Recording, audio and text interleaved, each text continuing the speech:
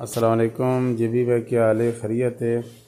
मैं मोहम्मद कबीर गल कर रहा पिंडी इस्लामाबाद तो आपकी तरफ से गिफ्ट मैंने लिए हमीद मिर्ज़ा से। तो ये देख लें, ये एक है नर, इसकी ये है मादी। इसके 5 पहले पूर के बच्चे भी हैं। ये है 2 3 4 और वो हो गया 5 इसके हो गए। और दूसरे पूर के हैं 1